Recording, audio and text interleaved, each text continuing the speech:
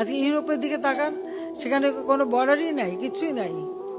তাহলে কি একটা দেশ আরেক দেশের কাছে বিক্রি করে দিয়েছে প্রধানমন্ত্রী? এটা তো একটা সাময়িক ব্যাপার, কিন্তু আমি তো বঙ্গবন্ধু শেখ মুজিবের মেয়ে। আমি দেশও বেচি না, দেশের স্বার্থ বেচি না। আমি সবসময় দেশের স্বার্থ রক্ষা করেই চলি।